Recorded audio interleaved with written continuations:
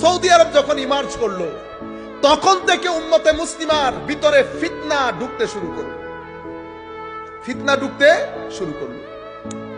কি কি ফিতনা ঢুকেছে? এটা কখন হয়েছে? এই 200 বছর থেকে আমাদের উপর অ্যাটাক শুরু হয়েছে। এটা কখন? মুসলিম খেলাফতের পতন, সৌদি আরবের ইমার্জেন্স, এখান থেকে শুরু হয়েছে। কি কি ফিতনা এখন আপনার কাছে আসে? আমার নবী হাদিসে পাকের মধ্যে আগ থেকে ইশারা করে গেছে। ইমানের তো 3টা ডাইমেনশন, ইমান, ইসলাম, ইহসান। দ্বীনের 3টা খুঁটি। আপনি যদি বলেন আমাদের দ্বীনের নাম ইসলাম, তো দ্বীনের খুঁটি 3টা। একটা হচ্ছে ইমান, এটা আকীদা, আর একটা ইসলাম, এটা আমল, আর একটা ইহসান, এটা তরিকত, সুলুক। এই 3টার নাম আমার নবী বলেছে দ্বীন। আপনি যদি তরিকত ও তাসাউফ বের করে দেন তাহলে তো দ্বীন পাবেন না। বুঝতে পেরেছেন? কারণ আকীদা ঈমান নিয়ে কথা বলে, তাসাউফ হাকিকতে ঈমান নিয়ে কথা বলে। তাসাউফের মূল বিষয় কি? হাকিকতে ঈমান। আমি আপনাদেরকে মূল যেটা বোঝাতে চাচ্ছি, ঈমানের ক্ষেত্রে আজীব ফিতনা তৈরি হয়েছে। যার যা মন চাচ্ছে বলছে।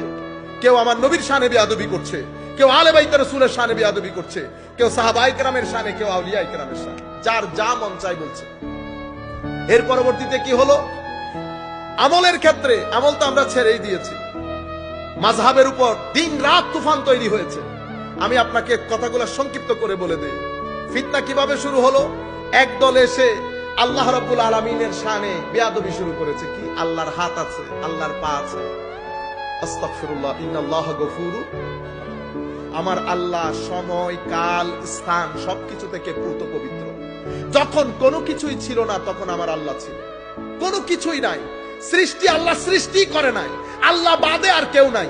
কেউ নাই মানে জায়গা, সম্পত্তি, স্থান, পাত্র, মানুষ, ইনসান, গাছ পালা, আরশ, আসমান, কোনো কিছুই ছিল না। আনি না জানা, না মানা।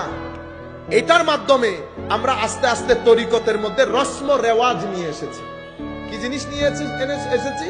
রসম রেওয়াজ, আনুষ্ঠানিকতা। আনুষ্ঠানিক করে আমরা পৃথিবীকে মেসেজ দিয়েছি মাইজবান্ডার মানি হচ্ছে ওরস। আপনারা বুঝতে পেরেছেন? ওরস কিভাবে? উর্স এভাবে। কিন্তু আসলে কি সবাই এভাবে করে? সবাই এভাবে করে। কিছু কিছু মানুষের কর্মকাণ্ড ফেসবুকে গেছে, অনলাইনে গেছে, মিডিয়া আইটেম হয়েছে না? কিছু মানুষ যারা ষড়যন্ত্র করে সবসময় মুসলমানদের বিরুদ্ধে, তারা দূর দূরান্তে বসে আপনাদের এই ভিডিওগুলাকে পুরো পৃথিবীর বুকে ছড়িয়ে দিয়েছে। পৃথিবীর কাছে একটা মেসেজ চলে গেছে।